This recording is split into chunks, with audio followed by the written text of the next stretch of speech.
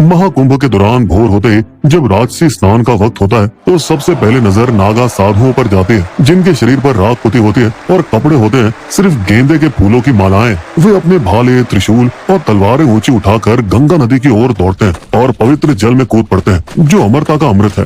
फिर कुछ और भी दिलचस्प बाबा होते हैं, भूल भुलैया के छोटे पंडित की तरह, जहाँ एक बाबा ने सालों से स्नान नहीं किया है। और एक ऐसे भी हैं जो हर रोज गंगा जल के 51 घड़ों से स्नान करते हैं।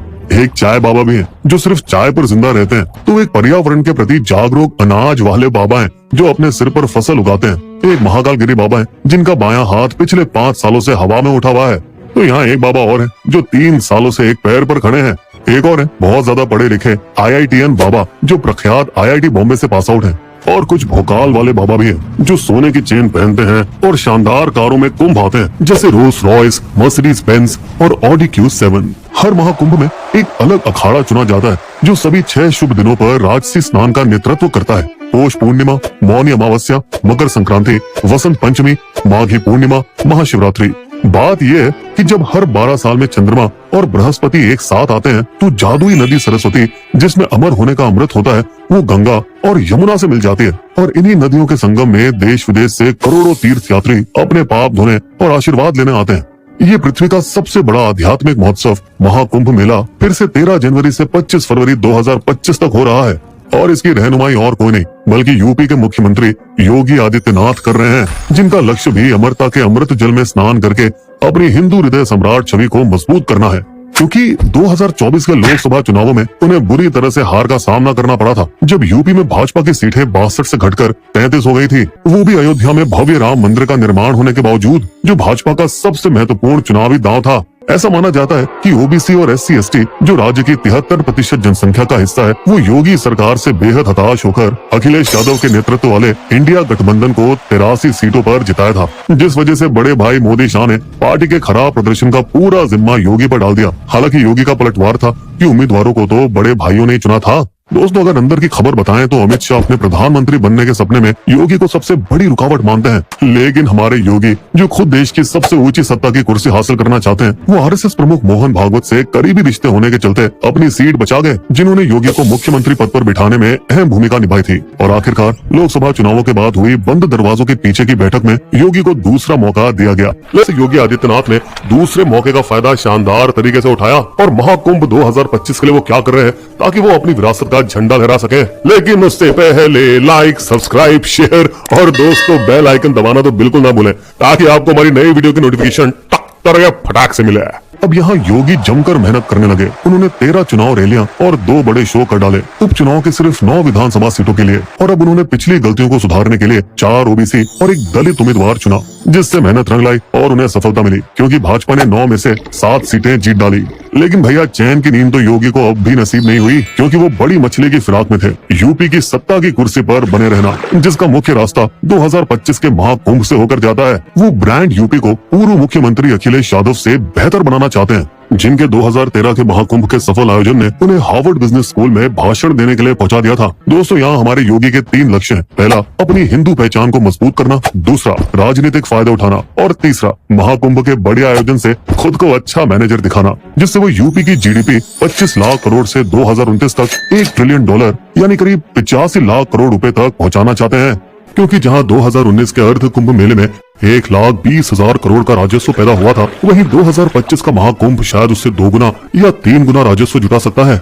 पर दोस्तों, यहाँ राजनीतिक फायदा भी तो होना चाहिए ना। इसलिए योगी महाकुंभ में जूना अखाड़े के 71 SC और ST साधुओं को महामंडलेश्वर का प्रतिष्ठित पद देंगे। इसके अलावा उन्होंने श्रृंगवीरपुर धाम, जो प्रयागराज से 35 किलोमीटर दूर गंगा के किनारे बसा है, उसका भी पुनः निर्माण किया है, ताकि ओबीसी नाविक समुदाय के केवाती राजा निषाद राज गुआ को सम्मानित किया जा सके, जो वहाँ के निवासी थे। ऐसा इसलिए क्योंकि धार्मिक पुस्तकों में कहा गया है, जब भगवान राम, लक्ष्मण और सीता अपने वनवास के दौरान वहाँ एक रात रुके थे, तब निषाद राज ने खुद नाव चलाकर उन्हें अगले दिन गंगा पार करवाई थी। उसी बात का स्मरण करते हुए भगवान राम और निषाद राज की गले लगते हुए 51 फीट ऊंची मूर्ति लगाई गई है। यहाँ 50,000 से ज्यादा मजदूरों ने दिन रात मेहनत की, ताकि 4,000 हेक्टेयर का एक टेम्पररी जिला महाकुंभ नगर तैयार हो सके। शहर के इंफ्रास्ट्रक्चर को सुधारने और मेले में अच्छी सुविधाओं के लिए 5,500 करोड़ रुपए की विकास योजनाएं चल रही हैं। 200 रुपए हर रात के किराए वाली 2,000 बिस्तरों की डॉर्मेट्री से लेकर 35,000 रुपए के लग्जरी टेंट्स तक इस भव्य मेले में सभी की व्यवस्था की गई है। आम जनता और अमीर दोनों भारत की कंपनियों को भी इस अवसर में फायदा दिख रहा है और वो महाकुंभ के दौरान ब्रांडिंग और मार्केटिंग पर 3,000 करोड़ रुपए खर्च कर रही है।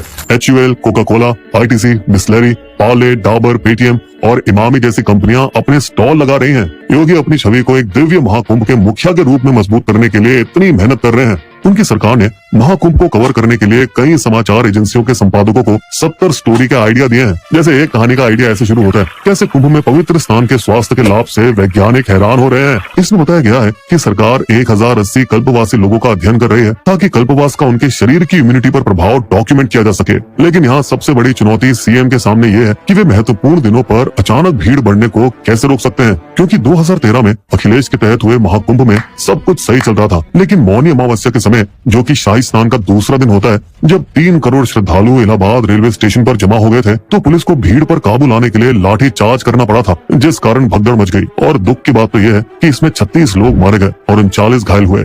ऐसी भगदड़ से बचने के लिए योगी सरकार ने बॉलीवुड आर्ट डायरेक्टर पवन दुबे को हायर किया है, जिन्होंने अपनी क्रिएटिव एक्सपर्टीज का इस्तेमाल करते हुए महाकुंभ के हर कोने पर नजर रखने के लिए एक आधुनिक कंट्रोल रूम बनाया है, जो कि 24 घंटे काम करेगा। इस बार AI कंपनी कृत्रिम की मदद से एक AI चैट बॉक्स सहायक यानी कि दोस्त भी मौजूद है, जो आपको महाकुंभ मेले के बारे में सब जानने और घूमने में मदद करेगा।